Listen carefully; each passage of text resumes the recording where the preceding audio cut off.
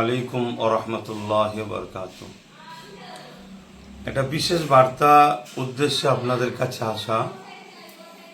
আজ গতকাল থেকে আমার কাছে প্রচুর ফোন এসেছে, গণতি করে বলতে পারছি না, প্রচুর অনেক জায়গাতে ফোন এসেছে। বিষয় একটা, প্রশাসন থেকে নাকি বলা হচ্ছে মসজিদের মাইক না বিলো। আমি এই বিষয়টা নিয়ে কয়েকটা কথা আপনাদের কাছে রাখতে চাইছি। প্রথম দুঃখের কথা বলি, 2016 থেকে আমি বলে আসছি, তারও আগে হবে, যে একটা দিন আসছে আপনাদের ধর্মীয় স্বাধীনতাকে হরণ করা হবে। আপনাদের মসজিদের মাইক থেকে শুরু করে নামাজ পড়া থেকে বিভিন্ন বিষয় আমি বলে এসেছি, আজকে সেটা ঘটছে। কিন্তু দুঃখের বিষয়, আমার কথাকে বেশিরভাগ মানুষই গুরুত্ব দেননি। তো যাক, দ্বিতীয় বিষয় হচ্ছে, মসজিদের মাইক যখনই প্রশাসন থেকে বলবে খুলে দিতে হবে, প্রথম কথা আপনি ওই প্রশাসনকে শান্তভাবে ভদ্র ভাষায় বলুন যে আপনার কাছে কি নোটিশ আছে, কি রিপোর্ট আছে, সে লিখিত দেন। হাইকোর্ট থেকে দিয়েছে না সুপ্রিম কোর্ট থেকে দিয়েছে না কোথা থেকে দিয়েছে যে মাইক খুলে নিতে হবে, এর লিখিত দেন। দ্বিতীয় কথা, যদি লিখিত না দিতে ইচ্ছা করে আপনারা মাইক খুলবেন না, এটা বিরাট বড় চক্রান্ত। 3 নম্বর বিষয়, যদি প্রশাসন শক্তি প্রয়োগ করে, কেন অনেক জায়গায় দেখা যায় প্রশাসনও, কিছু প্রশাসন আইনকেও অমান্য করে কাজ করছে, আমরা দেখেছি।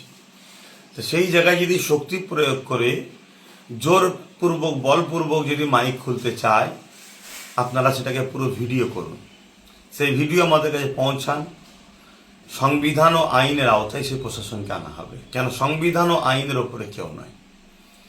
এবং পাশাপাশি এটাও বলবো, কোনো হিংসায় জড়াবেন না, আইনকে হাতে নেবেন না। এবং শেষ আর একটা কথা বলবো, সেটা হলো এটাই, যে আজকে রাজ্য সরকার, বর্তমান যে বিজেপি সরকার আমার পশ্চিম বাংলায় এসেছে, গত সরকার যিনি ছিলেন তেনাকে দেখে এই রাজ্য সরকারকে বলবো শিক্ষা নেওয়া উচিত। জুলুম কখনো টিকে থাকে না।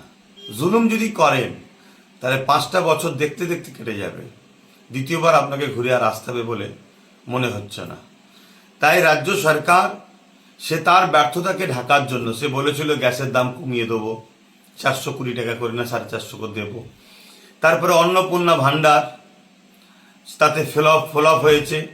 প্রত্যেকটা যে ওয়াদা করেছে, ওয়াদাকে পূরণ করতে পারেন না। তাই ধর্ম মুসলিম বিদ্বেষী করে একটা বিশেষ ভাইদের ঘরে একটা মন ভুলিয়ে রেখে, এই ধর্ম এতে মাতিয়ে রেখে, তার যে ওয়াদা সে যে ভোটের আগে বলেছিল কথাগুলোকে যাতে মানুষ ভুলে যায়, এটা একটা ষড়যন্ত্র চলছে। কখনো বাংলাদেশের একটা মহিলাকে নিয়ে এসে, যার নাম বলতে আমার ঘৃণা লাগে, একটা ফেতনা ফাসাদ তৈরি করার চেষ্টা করেছিল, কিন্তু দেখলো মুসলমান তো কিছু গুরুত্বই দিচ্ছে না, তাকে তো কোনো ভ্যালুই দিল না। তারপরে তার আগে আরো চেষ্টা করেছে শুক্রবারই, কখনো জিহাদি, কত রকম হয়েছে, সবটাই ফ্লপ হচ্ছে। লাস্টে এই মসজিদের মাইকলি নতুন করে লেগেছে। আমি এই জায়গায় একটাই কথা বলবো, আমার জাতিকে, আমার সমাজকে, সর্বধর্মের মানুষকে, যারা সংবিধান প্রেমী মানুষ, আসুন আমরা ভোটটা বা সরকারটা, রাজ্যটা, দেশটাকে এমন এক ব্যক্তিদের হাতে দিই যারা দেশকে, দেশবাসীকে দেশবাসী হিসাবে দেখবে, ধর্ম দেখে দেখবে না, ধর্ম যার যার হৃদয়ে। তাহলে আজকে এই জায়গাতে আমার কাছে মেসেজটা আসলো, আমি আপনাদেরকে এতটুকুই বার্তা আবার দিচ্ছি, মাইক কেউ খুলবেন না। যদি কেউ প্রশাসন আসে তাকে নোটিশ চান, কি লিখিত আছে, যদি না দেয় তাহলে তার কথাকে মানবেন না। এবং লিখিত যদি দেয় সেটাকেও আমাদের কাছে পাঠান। লিখিত দিলেই যে সঙ্গে সঙ্গে তার রিয়াকশন করতে হবে, খুলে দিতে হবে, এমনটা নয়। কোর্ট আছে, সংবিধান রাইট দিয়েছে, কারো ধর্মীয় স্থানে ওপরে বা কারো ধর্মীয় কাজে আঘাত দেওয়া যাবে না, এটা দেশের সংবিধান। অতএব লাউড স্পিকার বাজাতেও এবং তার সিস্টেম, দেশের সংবিধান যেটা দিয়েছে সেটাকে আমরা মান্যতা দিয়ে চলবো, তাতে কোনো অসুবিধে নাই। কিন্তু কেউ যদি মনে করে আমার হাতে ক্ষমতা আছে, ক্ষমতার জোরপূর্বক বিশেষ একটা ধর্মকে টার্গেট করব, তাহলে অন্য ধর্মের ভাইদের বলবো, আজ আমাকে টার্গেট করা হচ্ছে, কাল আপনাকে টার্গেট করা হবে। আসুন সম্মান শ্রদ্ধার সাথে বলি, দেশের সংবিধানকে বাঁচাই, দেশকে বাঁচাই। যারা দেশের সংবিধানকে মানে না, দেশের শান্তি চায় না, তাদেরকে উৎখাত করার চেষ্টা আমরা ঐক্যবদ্ধ হই। সুস্থ থাকেন, ভালো থাকেন। ভারতবর্ষ জিন্দাবাদ।